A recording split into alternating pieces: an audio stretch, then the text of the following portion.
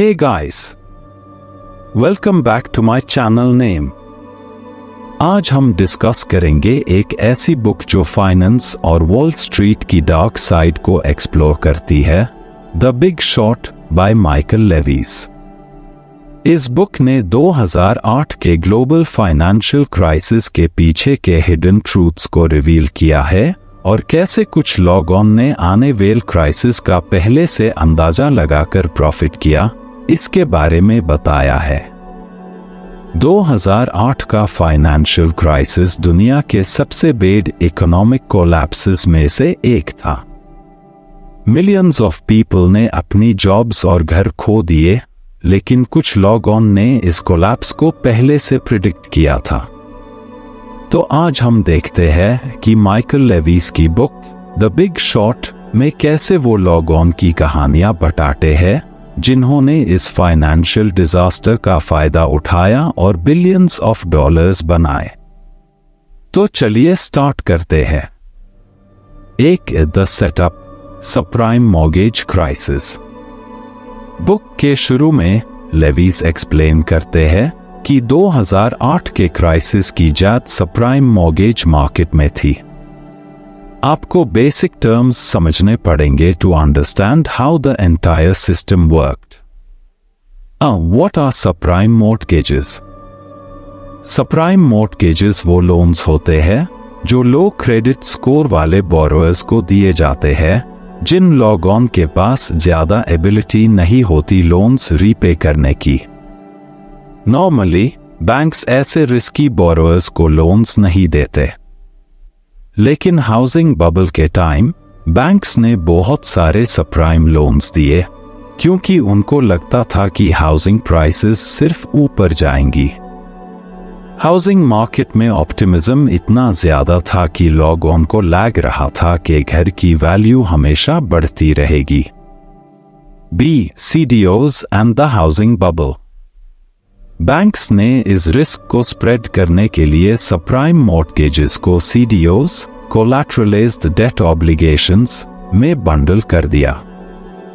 CDOs एक तरह के फाइनेंशियल प्रोडक्ट्स द जिसमें बहुत सारे लोन्स को कंबाइन करके इन्वेस्टर्स को बेचा जाता था। इससे रिस्क स्प्रेड हो जाता था और इन्वेस्टर्स को लगता था कि उनके पास सेफ एसेट्स है। लेकिन असली प्रॉब्लम ये थी कि CDOs के अंदर जो लोन्स था वो हाईली रिस्की सबप्राइम मॉर्गेजेस था। जैसे जैसे हाउसिंग बबल ग्रो होता गया, बैंक्स और इन्वेस्टर्स को ये लगने लगा कि मार्केट कोलैप्स नहीं करेगा, लेकिन सच ये था कि बबल सिर्फ बिगर हो रहा था। See why the system failed। Banks और इन्वेस्टमेंट फर्म्स ग्रीड के चक्कर में ये नहीं समझ पाए कि सबप्राइम मॉर्गेजेस का डिफॉल्ट होने का चांस बहुत ज्यादा था। जैसे जैसे लोग अपने लोन्स रीपे नहीं कर पाए, मार्केट क्रैश होना शुरू हो गया। सबप्राइम बोरोअर्स ने पेमेंट्स करना बैंड कर दिया और CDOs की वैल्यू कोलैप्स हो गई। 2008 का फाइनेंशियल क्राइसिस ये बताता है कि कैसे ग्रीड और ओवर कॉन्फिडेंस ने फाइनेंशियल सिस्टम को कोलैप्स कर दिया। The outsiders betting against the market. Book का मोस्ट इंटरेस्टिंग पार्ट ये है कि द बिग शॉर्ट कुछ लोगों की कहानी बताता है जिन्होंने सिस्टम की फ्लॉज को पहले हाई समझ लिया था। इन लोगों ने समझ लिया था कि हाउसिंग मार्केट एक बबल है जो कभी भी बर्स्ट कर सकता है। जब सब मार्केट के साथ चल रहे थे, इन आउटसाइडर्स ने मार्केट के अगेंस्ट बेट लगाई और प्रॉफिट किया। माइकल बरी इस स्टोरी के सेंट्रल फिगर्स में से एक है। बरी एक हेज फंड मैनेजर द जिन्होंने पहले समझ लिया था कि हाउसिंग मार्केट बबल बर्स्ट होने वाला है। उन्होंने सबप्राइम मॉर्गेज मार्केट को डीपली स्टडी किया और इस कंक्लूजन पर पहुंचे कि हाउसिंग प्राइसेस हमेशा ऊपर नहीं जा सकती। बरी ने यह प्रिडिक्ट किया कि यह बबल कभी भी टूट सकता है। बरी ने एक यूनिक स्ट्रैटेजी अडॉप्ट की उन्होंने CDOs के अगेंस्ट बेट लगाई by buying credit default swaps CDSs। Credit default swaps एक तरह के इंश्योरेंस होते हैं जो आप टैब अर्न करते हो जब कोई लोन या मॉर्गेज डिफॉल्ट हो जाए। बरी ने मिलियंस ऑफ डॉलर्स इन्वेस्ट करके CDSs खरीदे और जब मार्केट कोलैप्स हुआ उन्होंने बिलियंस का प्रॉफिट कमाया। B Steve Eisman. Steve Eisman एक और इन्वेस्टर थे जिन्होंने मार्केट के अगेंस्ट बेट लगाई। आइसमैन फाइनेंशियल सिस्टम के अनएथिकल प्रैक्टिसेस को नोटिस करते थे और उन्होंने देखा कि कैसे सबप्राइम मॉर्टगेजेस प्योर सिस्टम को करप्ट कर रहे थे। उन्होंने समझा कि बैंक्स अपनी ग्रीड के चक्कर में बोरोअर्स को मिसलीड कर रहे हैं और ये सिस्टम एक फ्रॉड पे बेस्ड है। आइसमैन ने भी CDSs के थ्रू मार्केट के अगेंस्ट बेट लगाई और जब सबप्राइम मॉर्गेज मार्केट कोलैप्स हुआ उनका भी प्रॉफिट स्काईरॉकेट हो गया। सी ग्रेग लिपमैन। ग्रेग लिपमैन एक डॉइच बैंक ट्रेडर था जिन्होंने इस बबल को पहले समझ लिया था। लिपमैन कहते हैं कि सबप्राइम मार्केट एक टिकिंग टाइम बॉम्ब था जो किसी भी वक्त एक्सप्लोड कर सकता था। उन्होंने भी CDSs खरीदे और जब क्रैश आया उन्होंने भी बहुत पैसा बनाया। 3 how the system was rigged. Lewis explain करते हैं कि पूरा फाइनेंशियल सिस्टम कैसे रिग्ड था। यहां कुछ इंपॉर्टेंट फैक्टर्स डिस्कस किए गए हैं जो इस कोलैप्स के लिए रिस्पॉन्सिबल था। Ratings agencies.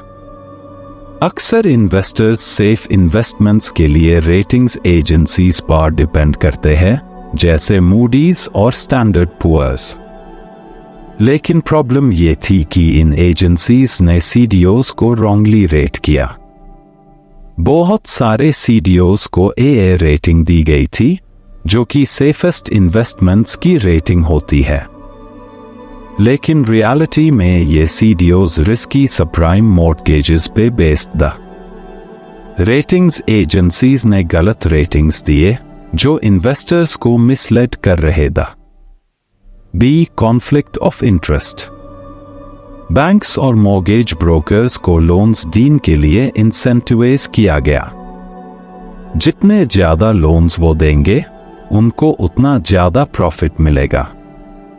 इस ग्रीड के चक्कर में उन्होंने बोरोअर्स के फाइनेंशियल स्टेटस का ध्यान रखे बिना लोन्स दिए।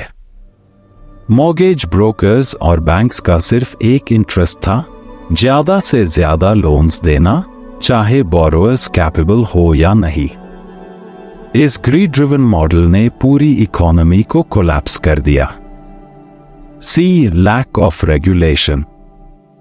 फाइनेंशियल सिस्टम को रेगुलेट करने के लिए स्ट्रॉन्ग रेगुलेशंस का होना जरूरी है। लेकिन 2000 के टाइम पर रेगुलेशंस वीक थी जो बैंक्स और इन्वेस्टमेंट फर्म्स को रिस्की बिहेवियर फॉलो करने का मौका दिया। कोई भी रेगुलेटर इतनी बड़ी फाइनेंशियल सिस्टम कोलैप्स को फोर्सी नहीं कर पाया। लेविस कहते हैं कि अगर रेगुलेशंस और ओवरसाइट स्ट्रॉन्ग होती तो शायद 2008 का फाइनेंशियल क्राइसिस अवॉइड किया जा सकता था। 4 द कोलैप्स 2008 फाइनेंशियल क्राइसिस। जैसे जैसे हाउसिंग बबल बर्स्ट होता गया वैसे वैसे क्राइसिस भी अनफोल्ड होता गया। 2008 के कोलैप्स ने दुनिया की इकोनॉमीज को शेक कर दिया। Lehman Brothers bankruptcy. 2008 का मोस्ट आइकॉनिक इवेंट था लेमन ब्रदर्स का बैंकरप्सी। लेमन एक मेजर इन्वेस्टमेंट बैंक था जो CDOs और सबप्राइम मॉर्टगेजेस में हेविली इन्वॉल्व्ड था। जब हाउसिंग मार्केट क्रैश हुआ लेमन के पास लिक्विडिटी की कमी हो गई और उन्होंने अपने ऑब्लिगेशंस फुलफिल नहीं किए। सितंबर 2008 में लेमन ब्रदर्स ने बैंकरप्सी डिक्लेयर कर दी जो पूरी ग्लोबल फाइनेंशियल क्राइसिस का टिपिंग पॉइंट था। B government bailouts. फाइनेंशियल सिस्टम को बचाने के लिए गवर्नमेंट को बेल आउट्स अनाउंस करने पड़े। TARP troubled asset relief programme के अंडर यूएस गवर्नमेंट ने बैंक्स को बिलियंस ऑफ डॉलर्स दिए ताकि वो सिस्टम को स्टेबलाइज कर सके। बैंक्स को कोलैप्स होने से बचाया गया, लेकिन इसका बर्डन टैक्स पेयर्स के ऊपर आ गया। C global recession. Lehman Brothers के कोलैप्स के बाद ग्लोबल फाइनेंशियल मार्केट्स क्रैश हो गए। स्टॉक मार्केट्स में हेवी लॉसेस आए, इकोनॉमीज रिसेशन में चले गए और अनएम्प्लॉयमेंट रेट्स शूट अप हो गए। कई लोगों ने अपनी जॉब्स और घर खो दिए और वर्ल्ड एक मेजर रिसेशन में चला गया। 5 दी आफ्टरमैथ लेसन्स लर्न्ड। क्राइसिस के बाद बहुत सारे क्वेश्चंस उठे कि ये सब कैसे हुआ और कैसे इसे अवॉइड किया जा सकता था। द बिग शॉर्ट कुछ इंपॉर्टेंट लेसन्स को हाईलाइट करती है जो फाइनेंशियल सिस्टम के फ्लॉज को एड्रेस करते हैं। Grid and over confidence. सबसे बड़ा लेसन ये है कि ग्रीड और ओवर कॉन्फिडेंस ने फाइनेंशियल सिस्टम को ब्लाइंड कर दिया था। बैंक्स और इन्वेस्टर्स को सिर्फ शॉर्ट टर्म प्रॉफिट्स का ध्यान था और उन्होंने लॉन्ग टर्म कॉन्सिक्वेंसेस को इग्नोर किया। ग्रीड और शॉर्ट साइटेडनेस ने मिलियंस ऑफ लोगों के फाइनेंशियल फ्यूचर को डिस्ट्रॉय कर दिया। B importance of regulation. Financial system को स्टेबल रखने के लिए स्ट्रॉन्ग रेगुलेशंस जरूरी है। अगर प्रॉपर रेगुलेशंस और चेक्स होती तो शायद बैंक्स ऐसे रिस्की बिहेवियर में इंडल्ज नहीं करते। गवर्नमेंट और रेगुलेटरी बॉडीज को इंश्योर करना चाहिए कि फाइनेंशियल सिस्टम ट्रांसपेरेंट और फेयर हो। C predicting the future.